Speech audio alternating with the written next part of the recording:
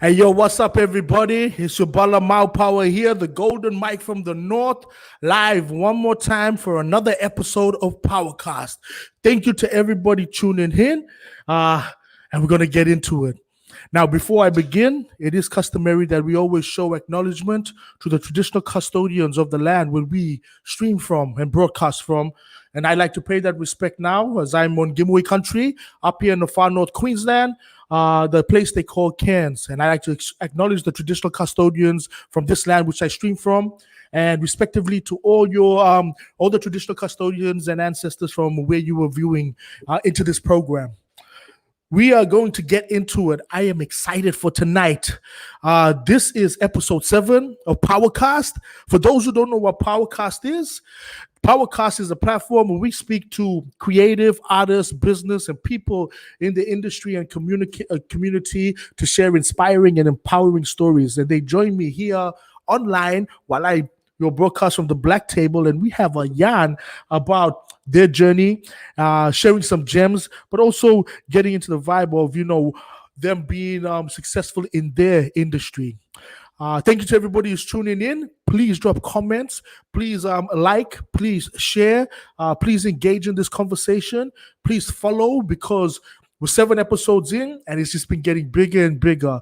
I've been traveling all up and down the East Coast here, and everybody's been talking about it. So that's why I'm super excited tonight, because we're going to go back to the foundations of the culture that I have been so blessed to be and fortunate to be a part of.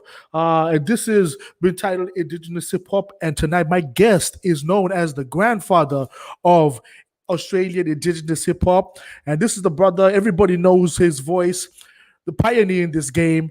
Without further ado, man, I want everybody to give it up and be prepared for this one, because we got Munk, Munkimuk Ross on here live. My brother joining me all the way from down south. How are you? And thank you for joining me, bro. Yeah, I'm good, brother. An honor and a privilege to be on here. Too good, man. Look, you're an icon and a legend. I think it was like episode 4. I was joined on this platform by with the brother Underdweller, and we were chatting about the foundations of hip hop. And we can't talk about Australian Indigenous hip hop without mentioning your name, brother. So I'm honored and blessed, man, to have you here. So you've been in the game since '82. Like in the beginning, 1982. In the beginning, brother. In the beginning. So, man, take us back to the foundations of your upbringing, brother, and how you came aligned with this beautiful culture, that beautiful art form that we've been so blessed to be a part of. Yeah, I'd just like to first of all acknowledge elders past and present, and where I am here on Darak land here in Sydney, and wherever you are around the nation, please accept my what would you call it, greetings to wherever you are. 1980. We'll go back to 1980. Far out. Now you're taking me back. I don't even remember. I don't know, mate. I don't even remember what happened yesterday. Other than 1982, but yeah, 1982. We were. I started getting into hip hop culture. I seen. Realistically, I started with what's his name? Malcolm McLaren. He was the Sex Pistols. He was the Sex Pistols manager. And what people don't understand, that back in the 80s, 70s into the early 80s, was the punks were the first fans of hip hop. Something that's a bit of a forgotten thing, that the first hip hop fans were the punks, as they had their scene going on at CBGB's, and and Cool Herc had the hip hop scene going on, and they crossed over a lot, which is why in 1980 Blondie had a rap song, Rapture, which once again showed hip hop culture and graph and all sorts of things like that, which is kind of where I first seen what was going on with that sort of stuff. I was like, oh wow, that looks pretty cool. Then Buffalo Girls came out, especially here in Australia, in 1982, with a whole heap of breaking and all the other stuff. I was just like, wow, look at this, look what's going on somewhere in the world. Yeah. which then got me into searching for this stuff. So I used to go to a place called Disco City, which was the only import record shop. And being, as you know, would see by the name of it, Disco City, it was in a time where disco was the import at that point of time. You know what I mean? So it's more like it was a place, the only place that imported music that was coming in from overseas, which I started hanging out there as a young kid, and started to get to know some of the people there. And even as I started then getting into breaking, and those guys started to know who I was in the way of like, this kid that just keeps coming in and hounding us about all these records. And it kind of gave me, so they'd like play records and that sort of stuff, and then they just like, oh man, just pick whatever one you want and we'll play it. And just go through records and like just handing them over and saying, man, that cover looks good. Especially all the P-Funk stuff, like the George Clinton stuff and all that sort of stuff was like, oh man, them covers are mad, man. That has to be good by the cover. Yes. But it was like, so, but then I was a very inquisitive kid as well, because I used to, even when I was like, well, little toddler, my father used to go to these auction sales and bring home all these records that he didn't know what they were. And as a kid, I'd just like play them. And when I used to play them records, I kind of like fell in love with just music that I never heard before, which gave me that kind of inspiration, I think, to keep doing that. So even when say my mother or someone like that would buy a single, like a piece of vinyl for you kids, it's like a 45 RPM, like 7-inch.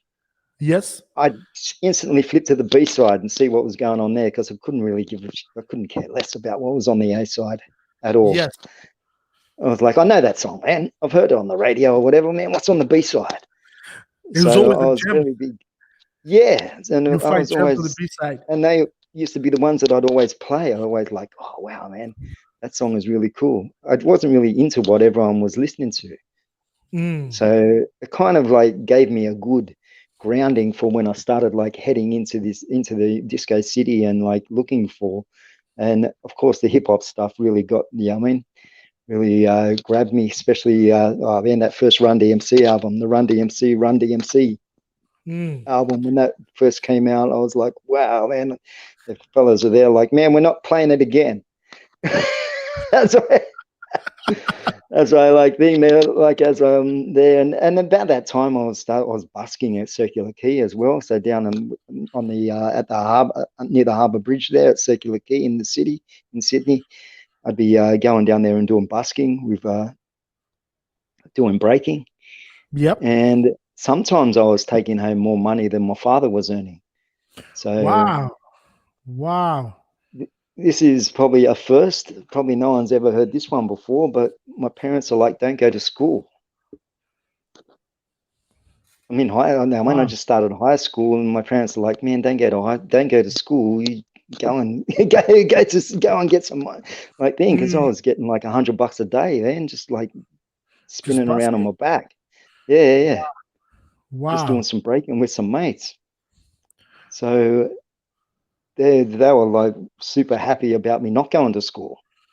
Actually, there eventually was a time where I had to beg them to go to school. I said, man, I want to go to school. I want to learn something. Yes. And they're like, oh man, what do you want to do that for? What do you want to do that for? But with that said, though, I was like, still going to Disco City every afternoon and then buying records, which means that they didn't have to play them all the time for me. Yes. I could actually like buy records, and that's probably where my love for it. By the time 1984 came around, what would you call it? Hip hop.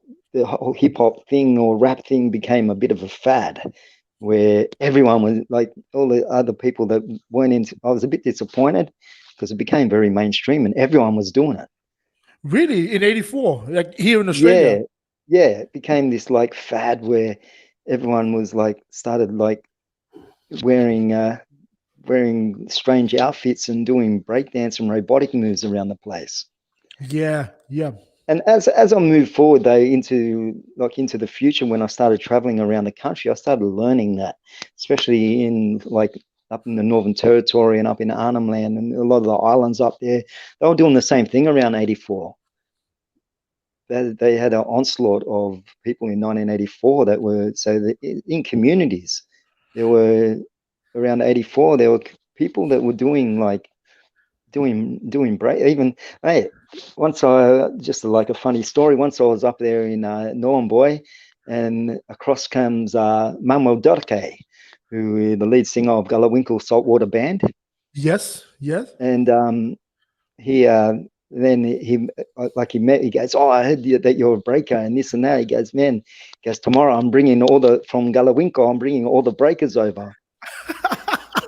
And all Wow. these old guys that were like my age and older all came, man, and we were doing like mad like breaking in the shopping center there at Boy, which is Yes. like, man, I was just like, and they were like just happy that someone their age was hanging out with them and And understood like where they were coming from and that whole thing. And yeah, I mean, and teaching it, and then they go, oh, so you're teaching the kids breaking now? Wow, they don't listen to us, but they'll listen to you. But they're going to come and learn off you. And I'm like, oh man, yeah, it's a bit weird, isn't it? well, Which I that's thought was, interesting. That you're saying that at your time in '84 it became mainstream for you. So it didn't. To me, I didn't interact with the culture till about '86, '87. That's when I saw it in yeah, the islands, and you traveling around and seeing the surge. It kind of it must have been an impactful movement, because this is a conversation Underdweller and I had, and I got a shout out. Brother is on live watching now, so shout out to Underdweller. big shout out to the underdweller. Yeah, bro. Underdweller, thanks for tuning in, bro. We wish you were here joining us tonight, but we got the brother Monk here. We're taking it back. So yes, we were talking about it. It was kind of interesting that the culture and this story that you shared, the culture was a non-judgmental culture, so everybody could be a part of it and express themselves, Yeah, and that's why I fell in love with it. And just hearing your story, what you just shared, that's it seems like that was what it was felt like around the country. I yeah. mean, what do you think? With that said, there's a like thing. So my story is like, yeah, I mean, with the hip hop, like the history of hip hop in this country, there's just what I try to tell everyone. There's no definitive like story. Mm, Everyone that was around in that era is going to have their own story of what went. Yeah, I mean, how they got into it and what was happening at the time. Because even in yes, Sydney, there were people in other parts of Sydney that were doing other things that I wasn't yes, down with. You know what I mean? Because I wasn't. Yeah, I mean, I wasn't hanging around with them guys.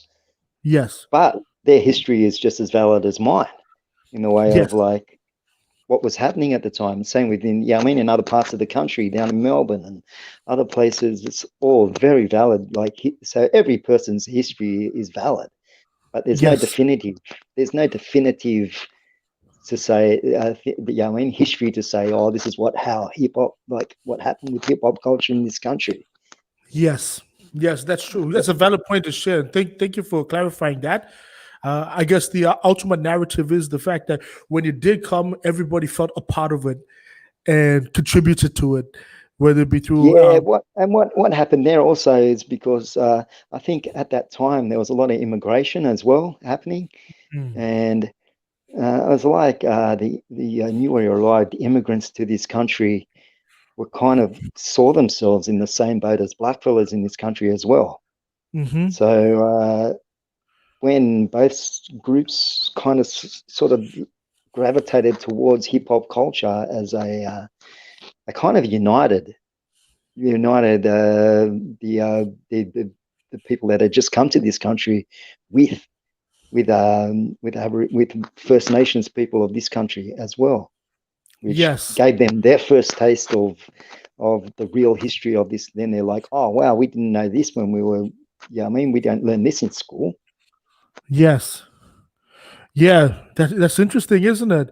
And that growing up while you were even a part of this culture, what the experiences that you shared personally, like you kind of outlined that particular part of the story in our identity being a part of this, this country? Yeah, well, of course, it's yeah. I mean, but with that said, it meant that young immigrant kids could be educated in Aboriginal culture and our story at the same, just because they're into hip hop, and then they walk away with an understanding. Where if they just went to school and learnt the normal history, what lesson of what you learn inside a schoolroom, which is not much about our Not mob, much, yes. and Yes. it's very distorted. Yeah, I mean, but when they're hearing it firsthand from black fellas, they go to school with that knowledge and that history already known. Yes.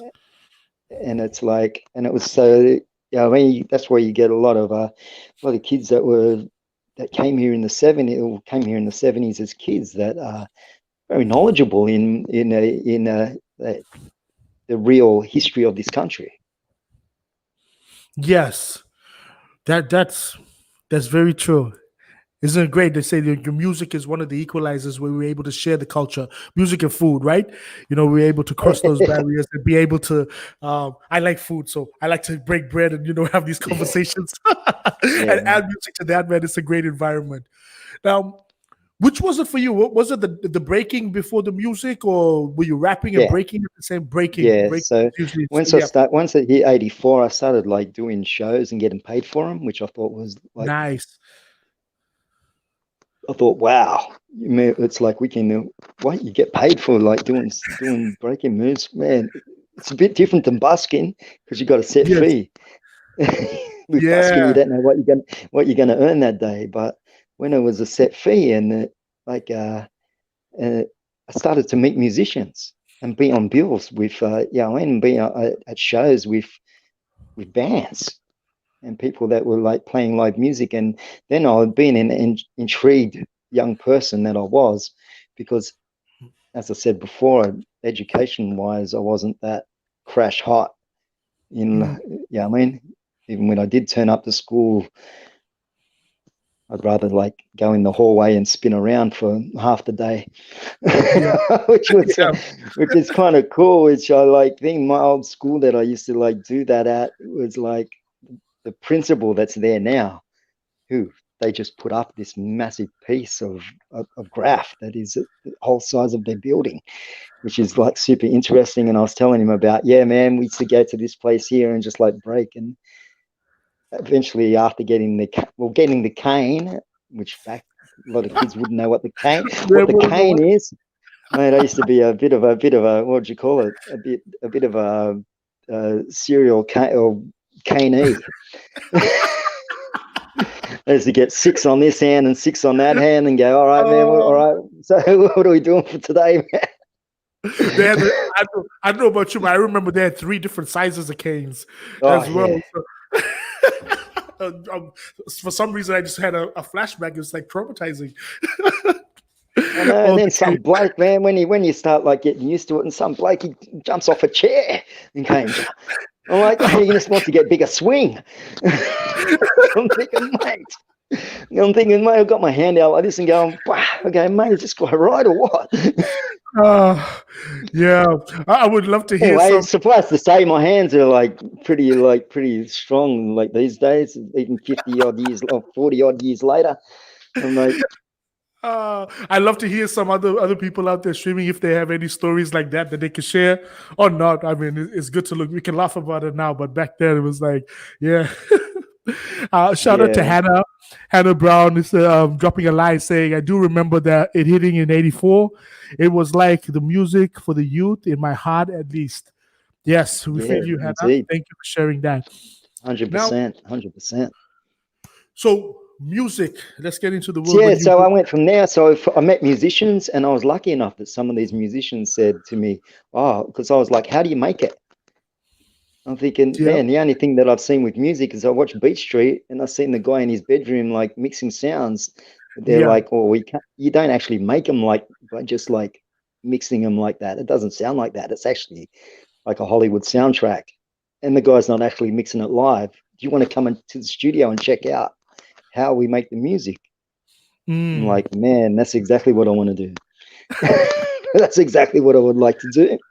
Nice. And then got into, yeah, I mean, after like being in a couple of studio sessions, I was then like, even though my education is not that good, I'm not a dumb kid. Yeah, I mean, I'm not that dumb, man. I'm like, if I see something, I pretty much learn it straight away. I'm thinking, oh, okay, that's how you do that. And yeah, then I was like, got opportunities like to pick up guitars and jump on some drum kits and pick up some basses and play around, twiddle with some keyboards and things like that. And it kind of like got me interested in the whole music side of things, Yeah. which was never my goal. Yeah, I mean, even like a few years ago, I'd done an interview about an indie rock band that I was producing, and they're like, "How'd you get into music?" And I said, "Breakdancing." They're like, "Whoa, what?"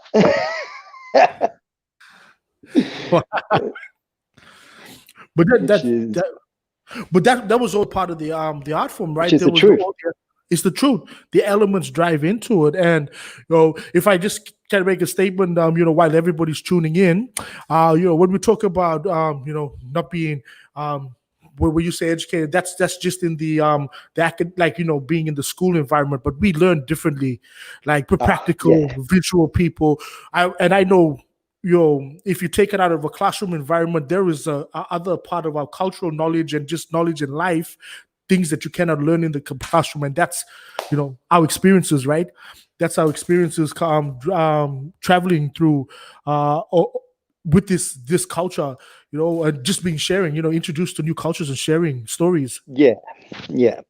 That's it. And so yeah, so I was just lucky enough to be able to, like, in between that, I was still running around doing graph stuff as well with Yeah. other, which taught me how to write properly. Everyone, even to this day, people are like, "Your writing is so neat."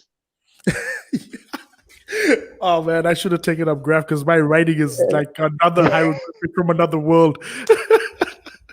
People are like, "Oh man, how did you learn to write so neatly?" And that was from like doing graph, which Wow. is like kind of, yeah, I mean, getting the letters like correct and perfectly perfect writing with that. So I still do that to this day. I mean, I'm pretty even when I scribble, I'm still pretty people are like, "Oh wow, that's like better than my writing." And I'm like, "Oh man, that's not my good writing." If I take my time, I'm like but Yeah. anyway, so that, yeah, I mean, so that kind of where got me into like being into the music. So with that said, yeah, I mean, I was still, yeah, I mean, always very schooled in and tuned into my Aboriginal culture as well. Coming from, yeah, my mob come from down in Western Victoria, Yes. Jadwajali people.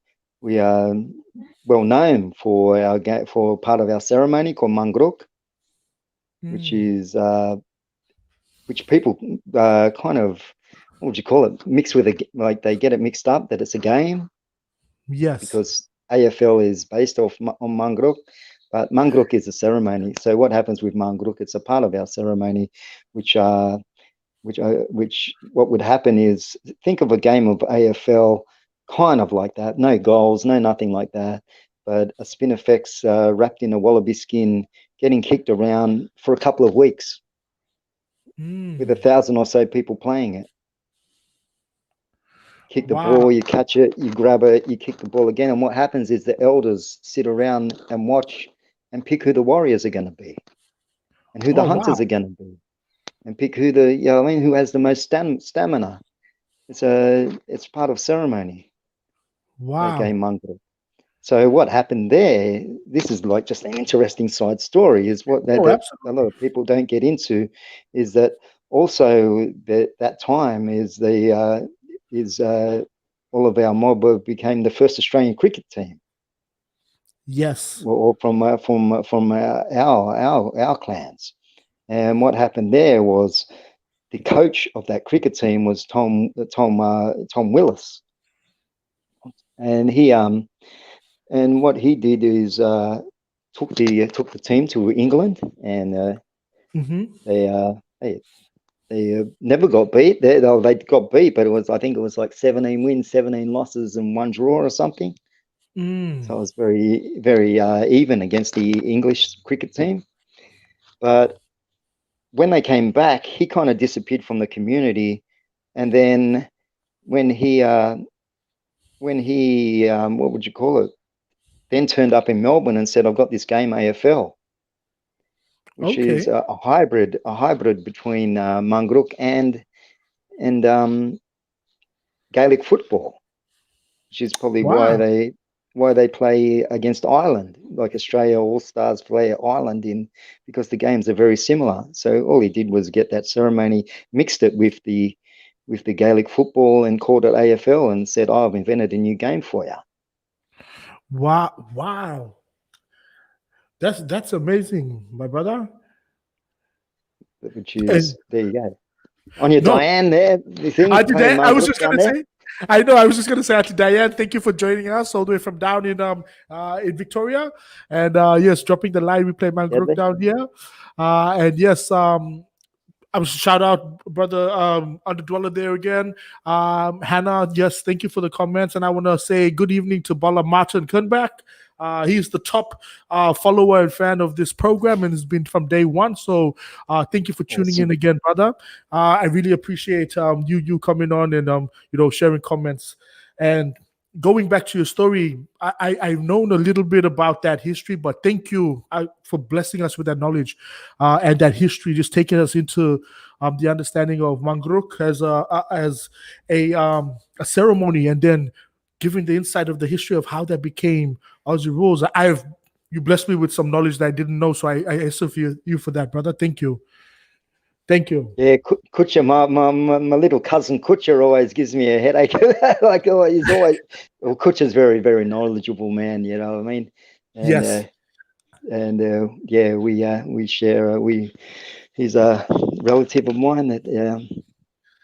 This is Kutcher. Is not. Yeah, Kutcher Edwards. Kutcher Edwards, yes. Yeah, another musician and a talented storyteller of our people. For those who don't know, Kutcher Edwards. But yes, sorry, my brother. Yeah, but he's we'll just talked to him the other week about this sort of stuff, and he's very interested in exploring it a bit, all that sort of stuff a bit more. Yes, which is kind of cool. And these are important. Anyway, let's move forward, Tom. Or else we're just going to get stuck going sideways and all these other bits and pieces. No. See, that's the beautiful thing about having a yarn, because these things, even though they're off the tangent, they actually are relative.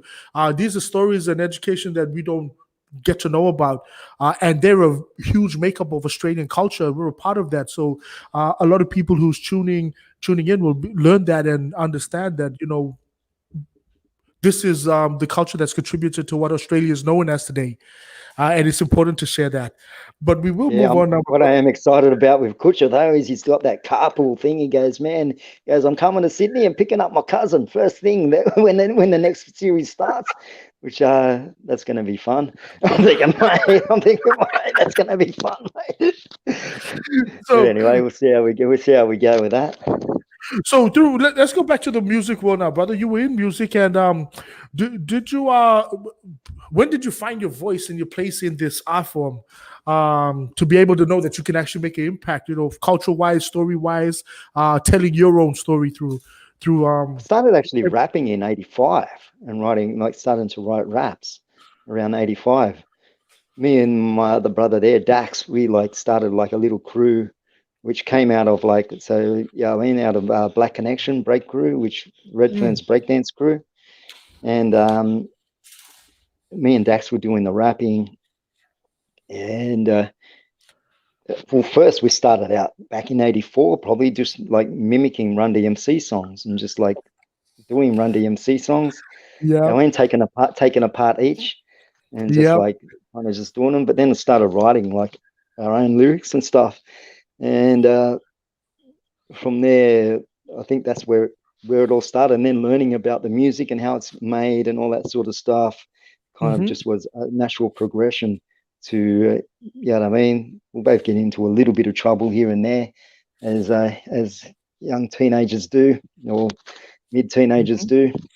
But with that, you know what I mean, there was always music to, well, especially on my side of the fence, to keep me kind of keep me out of trouble. And I started like going to the library as well and getting my vocab a bit bigger because not really being that good at school, you know, and doing the school stuff. I needed to get I thought that, oh man, my vocab is very limited in what I'm talking, like words that I know. So I'll go to the library. I'm thinking it costs nothing to go to the library. And while I'm Yes. there, then I started like reading I think I read every book about our culture in that whole library. Wow. I was like, oh man, I kept gravitating towards the books about our mob. You know what I mean? And Yes. I was reading them, but I was learning once again. I'm thinking, well, while I'm doing that, I'm learning words anyway. Yes. So I was like, yeah, I think I read every one of them books in that library in that section, in the section, First Nations section. I reckon like all of them got a good read, man. They were probably all got a good 10 time reading over.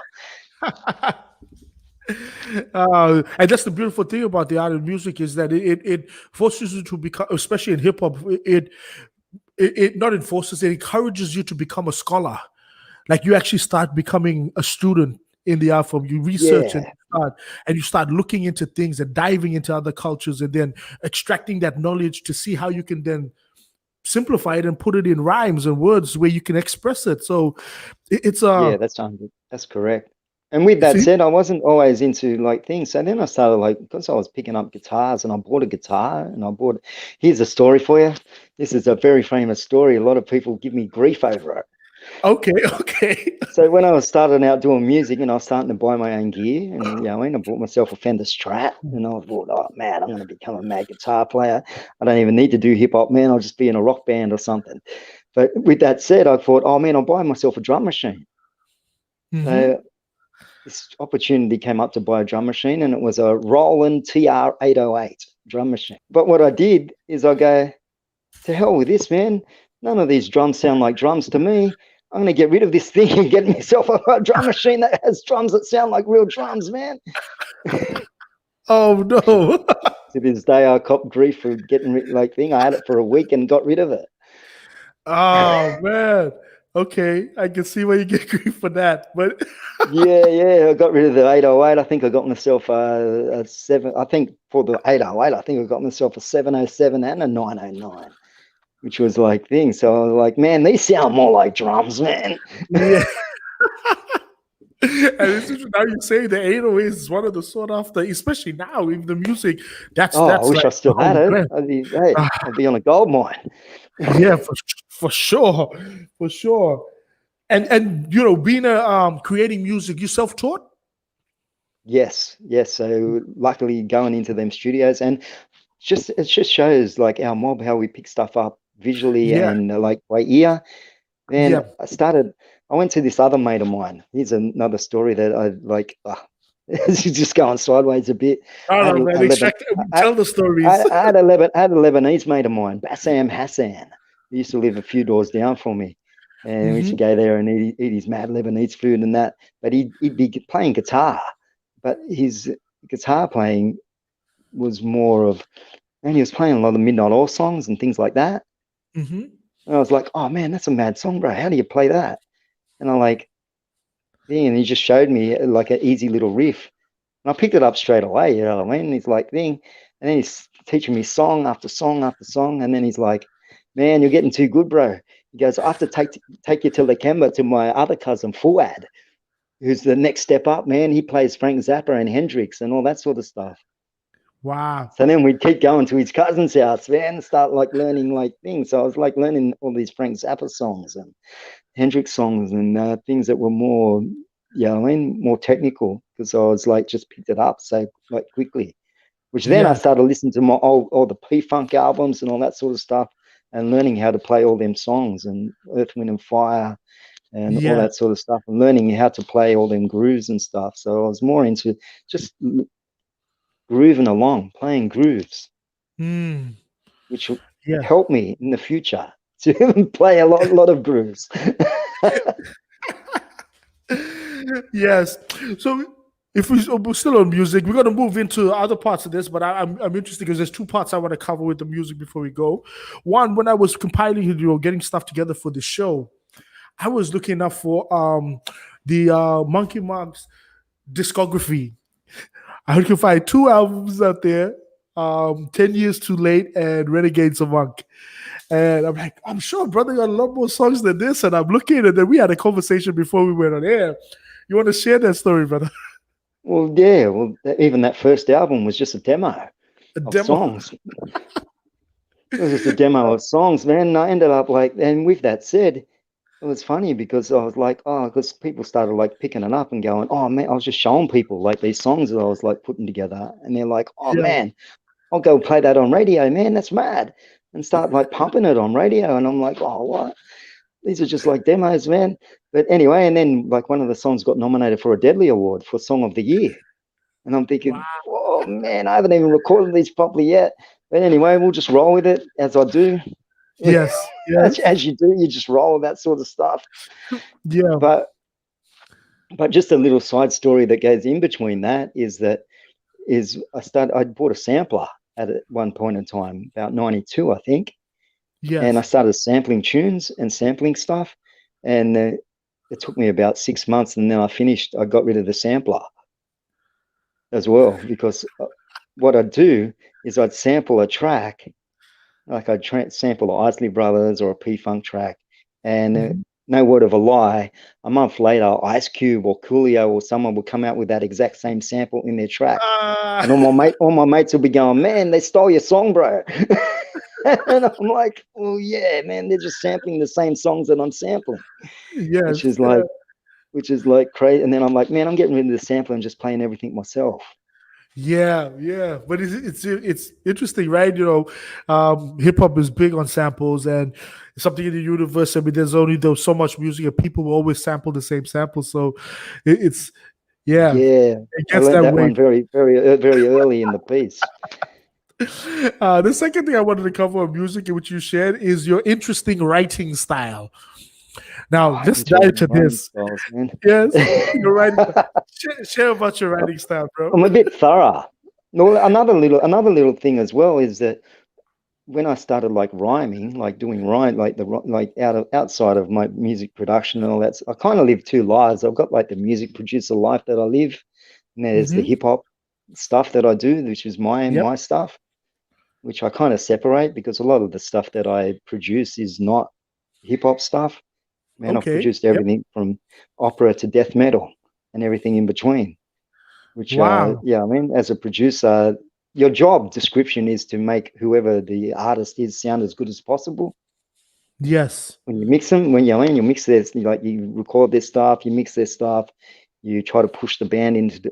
Sometimes you're a social worker, breaking up fights of band members fighting each other over parts and stuff.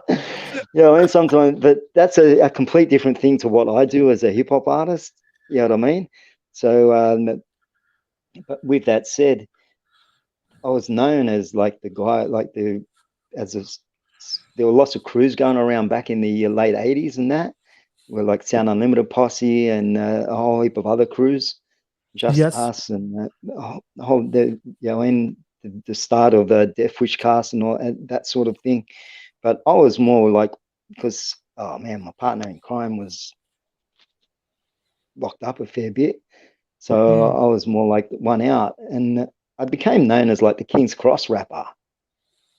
Okay. I was, hanging out on the streets of King's Cross at night, all night, doing like thing, and people would just be like, "Oh man, spit us some rhymes, man."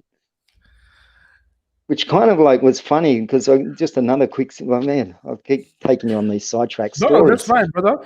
Where I'd go to a nightclub which was the only place where hip hop was like getting played, and it was like that really danceable, like MC Hammer type hip hop stuff. Yeah, you know what I mean, which was in the clubs. And I go to the clubs, and they go, "Man, you got to get this guy to jump up." And when I jumped up, they're like, "Man, what is this hillbilly rapper doing, man?" They hadn't heard rap in an Australian accent before. It was very like like I say, nightclub. It was all nightclub type stuff. Yes. And it Yes. was like thing. So basically I'm thinking, oh man, these guys are like laughing me off the stage. All right, no worries.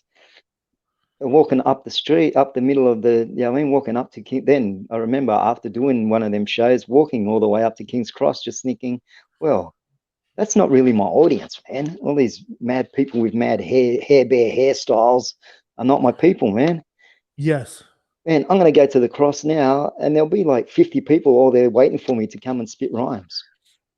Yeah. Which, that's my audience, the street. Yes.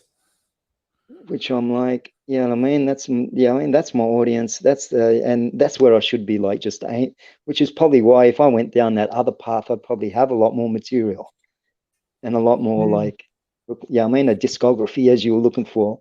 Where man, my people are the street, and this is where I'm happy and where I'm comfortable. That's it.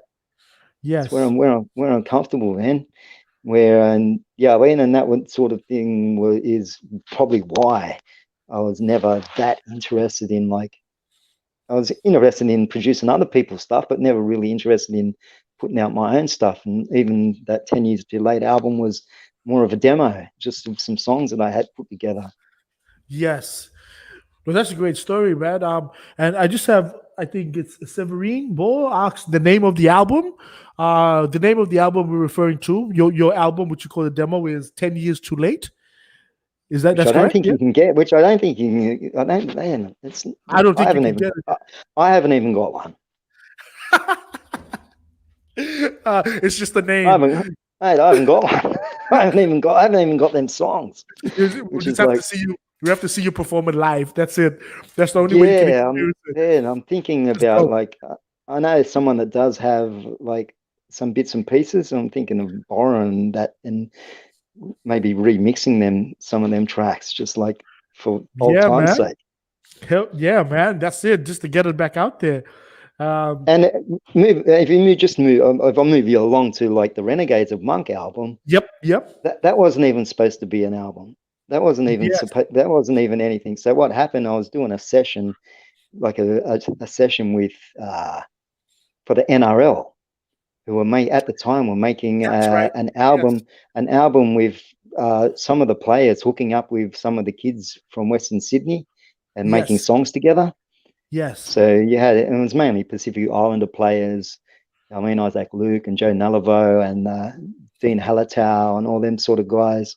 And Daniel Vito, who's now in WWE doing his thing. Yeah. But but it was more of then. And then Eric Grove Jr.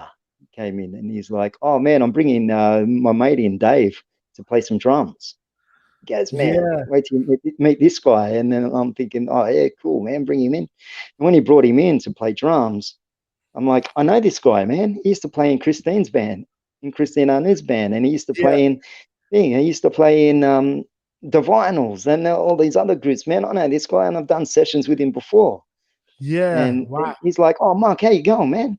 And then he's done his parts, and then he sat with me in the control room and was more like, "What are you doing with your music, bro?" He goes, "Man, I'm a big fan." He goes, "Man, your stuff is so good, man, that what are you doing with it?" And I'm like, "Oh man, don't go there, bro." He goes, "Mate," he goes, "you need to stop sitting behind this, like, this Star Trek machine," which is like the mixing desk thing. He goes, like, "You got to get out from behind this Star Trek machine and, like, get some of these songs out there." And then I was like, "Oh man!" And then other people were telling me, "Oh, Dave, you can't really get onto him because he's got sessions on every day, and he's working with this people and with all these overseas acts, and and he actually even played with, like, 10cc and Earth, Wind and Fire." The guys from Earth, Wind and Fire and stuff like that. So the guy is, like, known as one of the best drummers in this country. Yeah. And as a session drummer, and he's ringing me every day. He started ringing me every single day going, "Man, what's going on with the music, bro?" And I'm like, "Oh man, this guy is like," I'm like, haven't you got things to do, man? haven't you got like all this other stuff that you're doing, bro? And he's just like, nah, man, I want to like get man. He goes, it's super important. It's my new like thing that I'm gonna get you to to like get some of them mad songs that you got in your head out.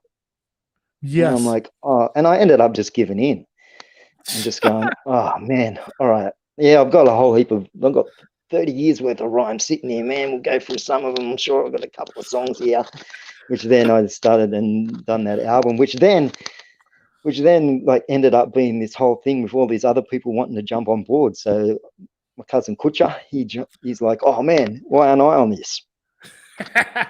Do a song together, you know what I mean? And then Rob Hurst from Midnight Oil is like, oh man, we really should like jump on the track, man. And I'm like, oh wow. And then I was like, oh well, if we're gonna do that, then Warren H. Williams as well is like, oh man, how come let's do this song we wrote 10 years ago. Yeah. And I'm like, oh man, all right. No worries, we'll get into that. And then it was like, and then it just like kept going into having like a full album, which the highlight of that album is me getting Wilma Redding to sing on it. Wow. And for people that don't know Wilma Redding, she's one of our greatest ever artists and treasures that has ever come out of this country. She left this country when she was 16 or so, 17. Yes. And went over and ended up being Duke Ellington's lead singer and being in Hollywood movies, and then being a star on the Morecambe and Wise show. Anyone that knows Shirley Bassey would know that Wilma Redding was before Shirley Bassey, and Shirley Bassey was really just a Wilma Redding clone, which they wanted their own Welsh version of Wilma, and she like. And her music is just amazing. And then she ended up coming back home, and she's been there in Cairns ever since she's thing.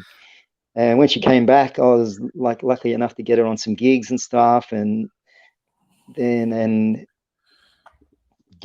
her to like jump on a track, which I was like, wow, that's cool that everyone else has hit me up to get you on the track, but having like Wilma Redding on a track to me is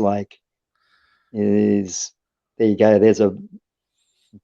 I don't do much on the bucket list or fan type stuff. You know what I mean? I know. Yes. You know, I mean, people always name drop that I know a lot of people, but I don't like treat anyone different to someone on the street, because we're all humans. We're not. Yes. It doesn't matter who you are or what your name is or what you've done. We're all humans, and everyone needs to be treated with the same respect.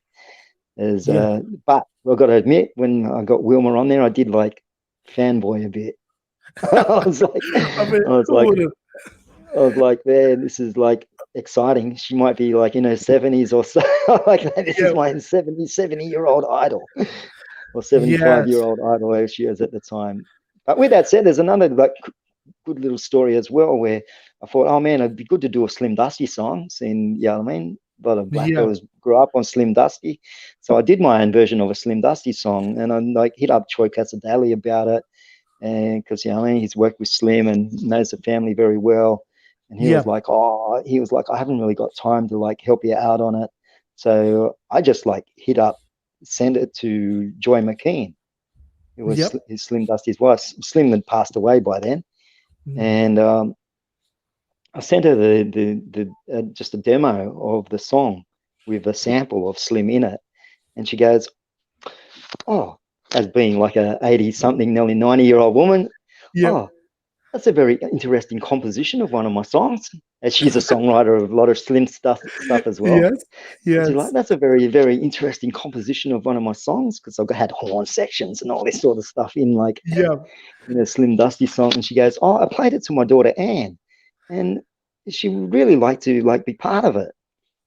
Which then, so Slim's daughter, Anne Kirkpatrick, like jumped on and done the vocals. Wow! And then I had to think about it and thought, mate, Slim's old guitar player, old Charlie Boyder, is out in Western Sydney. I know him. I'm thinking, mate, I know this guy, but he's not real well. So maybe we'll try to bring him in for the day and give him a bit of an experience. I mean, he's not, not, pretty sick fella, and that's, I mean. sick old fella. And anyway, he came in and he was so excited. He brought all these straps that Slim had like made for him as a leather worker, telling me all the stories about that. And then he jumped on and he played the song like it was like he was playing it yesterday. And the smile on his face was like it was like a huge accomplishment for me. Because you know me, brother. I like to see other people like thrive and like be happy and like get excited about stuff. That's what gets me excited. And when I seen this old fella like in his element, and it kind of, man, it made his day, made his year, that someone would like get him to come and do that. Yeah, amazing. I thought was like, so then that's a very authentic track that I do like rap on. I rap on a track that's got Ann Kirkpatrick and the original guitar player from the Slim Dusty Band, old Charlie Boyder, on the track. So that's available online, yeah. I'm sure. Yeah, and that one is online. That one is you can get that all your good digital download places and things like that, and Spotify's and all these things. All these young people are into. Yes. I would I will share that link after this episode, and I'll put it into the playbacks and everything, so we'll be able to get the music out there, man, because we need to have you in our catalog for sure. Yes, so my brother, moving into what we're doing. What questions? I'm starting to dominate here. What questions have you got for me, mate? What questions have you got for me, bro? I'm going to tell you why you dominate, and this is going to segue into what I want to talk about next. Is because you're from the world of radio and media, and we were talking about, and this is what I came out from the world of media as well. Around 2009, from up in the Torres Strait Islander Media Association. But before all of that, I knew of you, being that voice behind on the microphone. So you did an interview with me today before we had this one. So I was on your show, so you're on mine. You told me the story of how you got into that space. So if you share that, let's talk about media. Let's talk about the radio. And big thank you to Hannah as well. Yeah, he was talking about Charlie there, and deadly brother Charlie Boyder, and he loved like being like people acknowledging that what he'd done in his career, which is like kind of really good. But yes, radio. We well then over the years, I think like even back in the old Radio Redfern days, 1988. I think I was walking past one day and maybe jumped on air for 10 minutes. That would have been my first foray into radio. Back in the 1988 when Radio Skid Row gave some airwaves to Radio Redfern in the bicentenary year.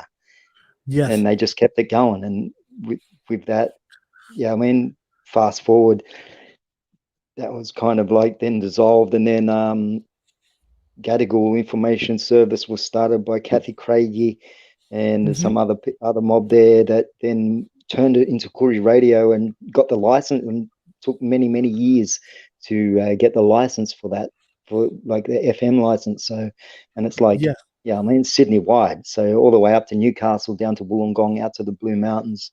So it's like got a huge, it's not like a community station as in a small band range where it's like, and so just that in itself is just a huge I'd liken it to, on a smaller scale, of NITV, getting on, at the time it was probably on that sort of scale that, an Aboriginal radio station could get in the mix with all the media, with going up against, we could go in there against John Laws and other people, and all these other people that were, and Alan Joneses and et cetera. So, we could go toe to toe with them live on the radio in the way of, getting, the people that wanted to listen to us, our point of view across, which was huge. And to this day, obviously, this Quarry Radio is still doing that. But with that said, after I was doing like a whole heap of different things, and also then going overseas to America to do some stuff there. I went to underdweller would know this one. It's a Scribble Jam, and yeah, I mean, doing bits and pieces over there, doing some stuff. I came back and I was like, oh man, because people have been hitting me up to do radio for a good 10 years. Going, oh man, you should like jump on radio, and I'm like, no, I'm not really ready for that sort of thing. But then I came back with a good idea. I was like, all right, man, I'm back in Australia now. Let's go to the station. I went down to the station, and they were like, oh man, so you want to come? I'm like, mate, I'm coming to you to go on air. And Brad Cook, who is he was the manager of the station at the time, who is a great rugby league announcer, and you might hear him on the Quarry Knockout stuff, and also was working for ABC for a while on their show. He said, man, we'd love to have you here, bro. They're like, man, what do you want to do? And I'm like, well, I've got an idea. So from like 99 to 2004, 3 or 4, I was part of the Vibe 3-on-3 basketball and hip hop challenges, which with our old brother boy there who's now passed away. But with that was wherever we'd go in the country, young fellows would give me demos and CDs. Yeah. And so I ended up having a room full of CDs, like a stack of like a stack that was like as high as my knee of CDs of demos, of no cases or anything like that, just CDs of people giving me their demos. And I'm thinking, man, what am I ever going to do with this stuff other than sit there and listen to it and go, yeah, man, that's mad. You know what I mean? That's a mad track. So I thought, man, I'll just play these. Okay, there's a good 2, 3, 4 years worth of songs there. So I'm like, man, we'll do a show. And so what we've done is the Indigenous hip hop show, which was only playing Aboriginal Torres Strait Islander hip hop. Yes. And at the time it was very on mainstream radio, started to pick up hip hop, but it wasn't picking up our mob. Yes. They were picking up a lot of the white artists, or the more mainstream artists. And I was like, man, well, how do our mob get picked up? And then as soon as I started it, something like 20 or 30 radio stations picked it up instantly, and thought this is a mad idea. And even like stations in the States and over in Europe, et cetera, et cetera. So I'm like, wow, man, this is crazy. I just started doing this radio stuff, man. I'm an amateur. I'm not even like that. I'm an amateur, and it's like, mate, all these people like listening to this show thinking I'm someone that's been in radio for 20 years. And I'm like, so I tried, I've done my best, and like being that I do my I thought, oh man, I thought that I was some mad like football commentator or racehorse caller. And I get like super excited about everything, and like, yeah, here we go. But the thing is, once I started like doing that, I started like generally getting excited by the music. Yeah. Once I started getting right into the music, that excitement wasn't like just me putting on like a voice of a radio announcer or a football commentator or something.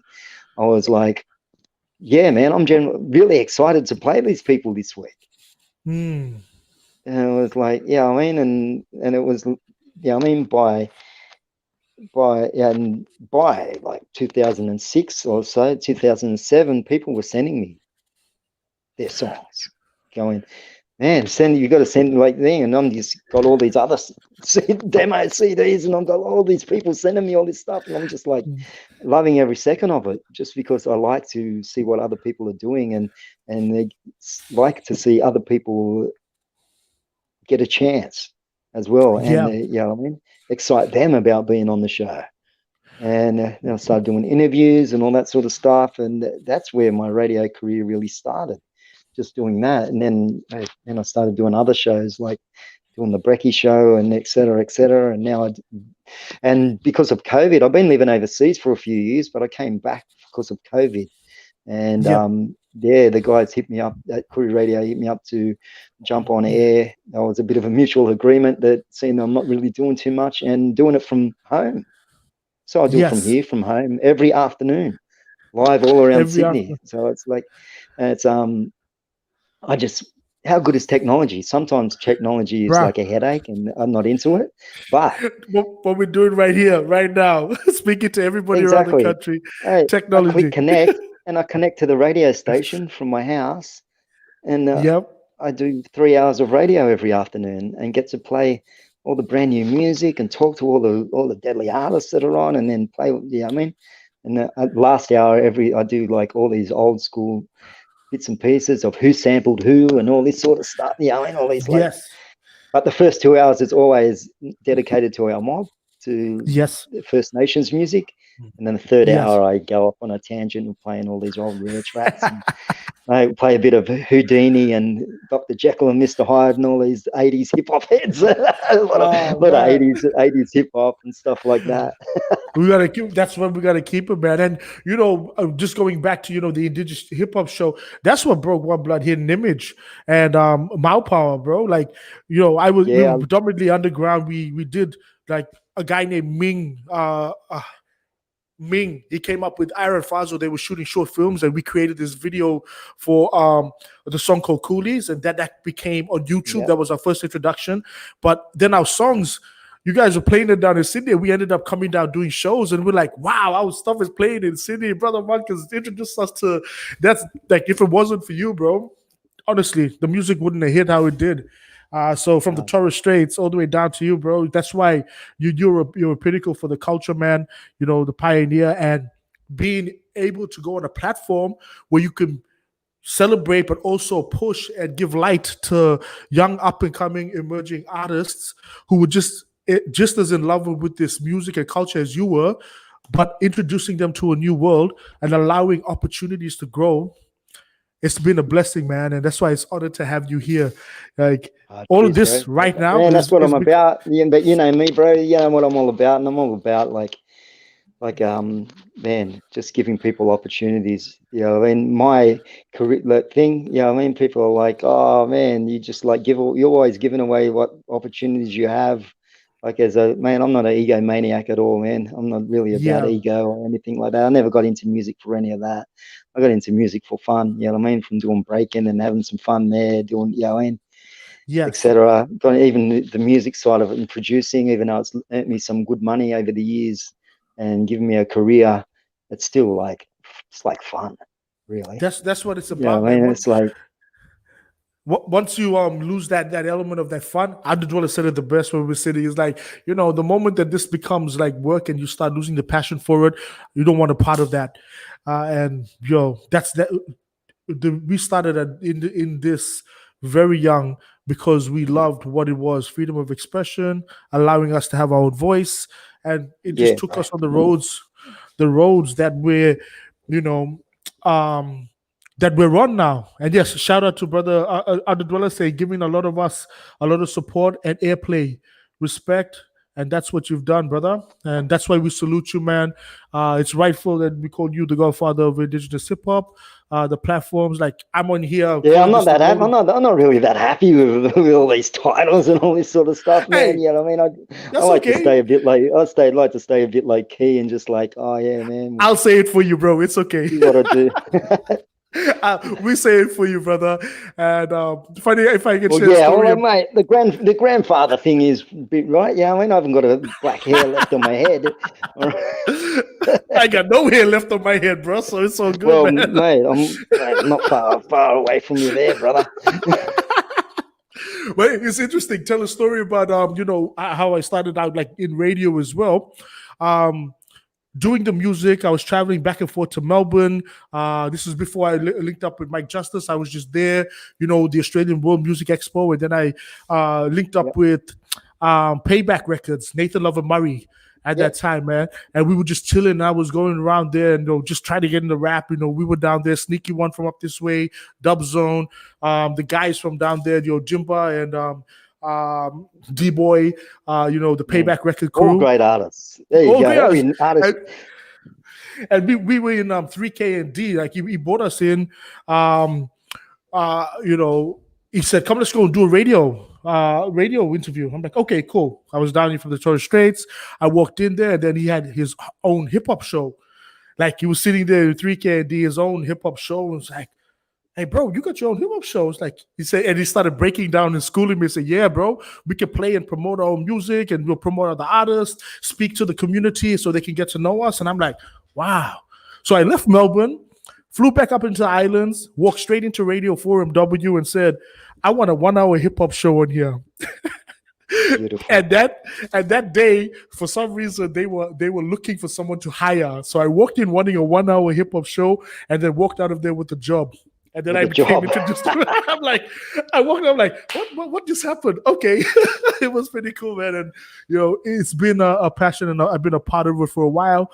I mean, that's why we're back here on the podcast, and that's why I love being able to do these things, man. Celebrating these stories. There we go. We got Underdweller there. Guys, still outbreaking the youngsters though. Yeah, I'm with you on that. I'm still there. I'm in my mid 50s, and I'm still, mate. Last year I was in the Philippines breakdancing championships in the 10-on-10 battle. But I'm still the first foreigner to ever compete in that. Wow, man, they throw down over there, bro. Like, wow. Yeah. My crew over there, but that was dope. Yeah, man, that was still doing it, still there. I still got some couple of moves going.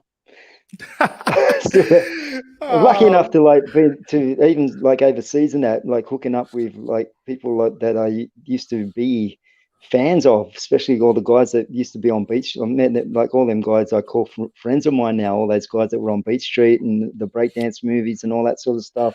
I used to be into when I was a kid. They're not that far away in age to myself. So there's even some that are younger than myself, which and I'm just it's an honor and a privilege to be able to call them friends of mine in their amazing stage. Even though when I break with them, they make me do more moves than they do. They're like, man, you're fitter than all of them. Go out there and dance. Go do and break, man. You won't give it to you. Yeah, get out there and spin around and I've got one move that I do which no one else can do, which is kind of good. Which is kind of good. Which hasn't done my hip much in the way of thing. It's so I'm like a human clock. I lay on my back and run around myself. What? As fast as I can. In the way of being, but just think of a clock, it goes around. Anyway, I just keep running around myself on the floor, which kind of I think my hip just pops in and out when I get to the certain point where you can't run anymore. But anyway, that's another story. That's probably why we're gonna have to have a compilation. We're gonna have to have a compilation hip hop moves or breakdance moves video from you, a series on YouTube or something like that, bro. We'll talk after this, man. We'll link it up. Yeah, I'm getting a bit slower in my old age, though. I must admit, I'm not as fast as I was 30 years ago. Bro, but you're still doing 40 years ago. But you're still doing it, bro. That's the whole. That's the thing. That's the thing. And once again, I do that.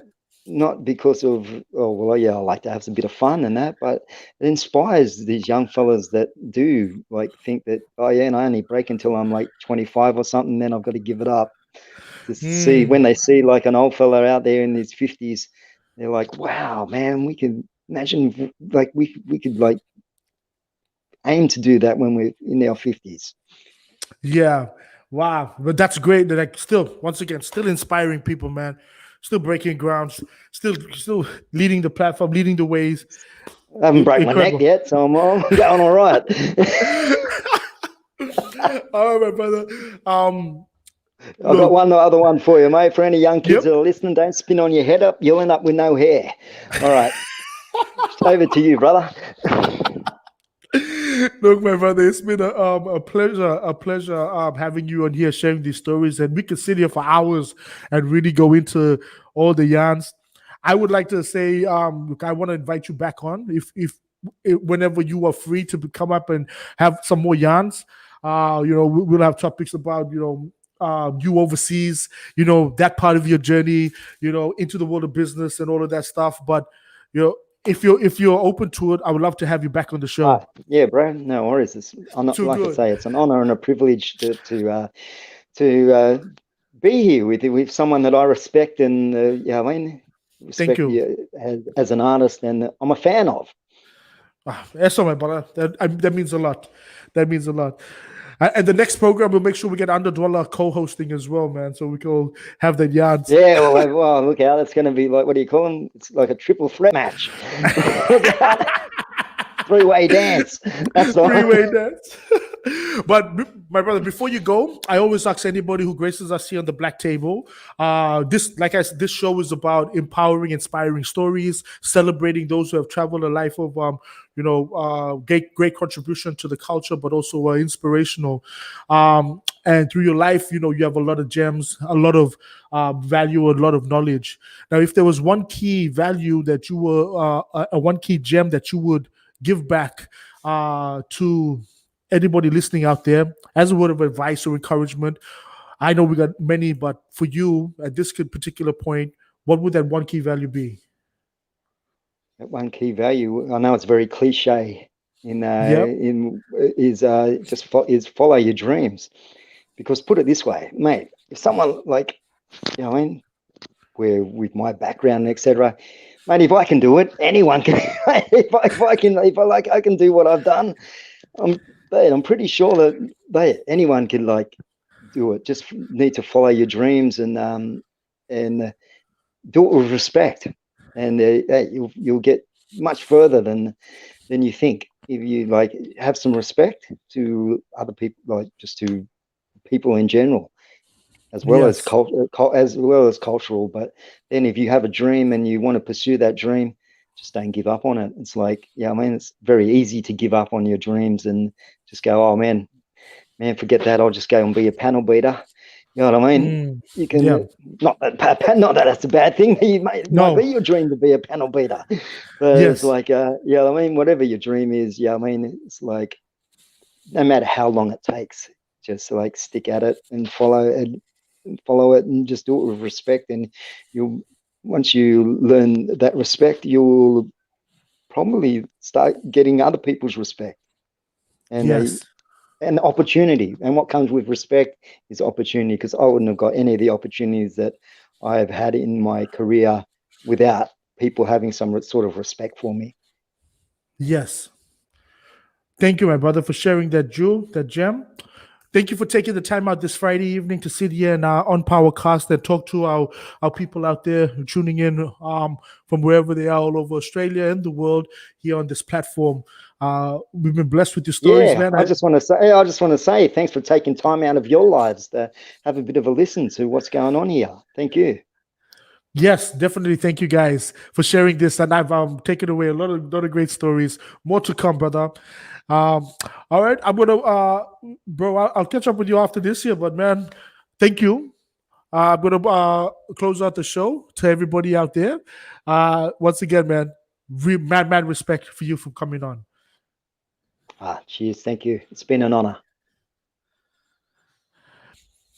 Well, everybody, there you had it. Bala Munkimuk, Munk Ross, legend, icon, great yarns, great stories. And look, thank you to everybody who was tuning in. I hope you enjoyed this evening's Powercast episode and the stories. And thank you for the comments. Ian, thank you. Thank you for dropping comments. Hannah, Underdweller, Severine, I hope I'm saying your name right. Balamadi, Martin Kernbach, Auntie Diane, everybody tuning in from all around the country, and anyone tuning from all over the world. It's been an honor and a privilege to be able to share these stories with you. Once again, here from Powercast, the golden mic from the north, all the way up from Cairns. I've been your host, Balamau Power. Thank you. Again, please, we would love you guys to share this, with people you think who might enjoy the yarns. Follow us on Facebook and YouTube. The more we will be able to build a stronger community, the more we can get the yarns out there and allow, a platform for our people who have celebrated stories and uncelebrated stories, like the brother Munk came on just to share. From Friday night up in the Gimoi country, from Cairns, Far North Queensland, Balamau Power signing out saying Keime Eso, Kapu Kobil in my language means good night. And thank you once again. As we always do here at Powercast, stay inspired, stay empowered, and stay connected. Eso.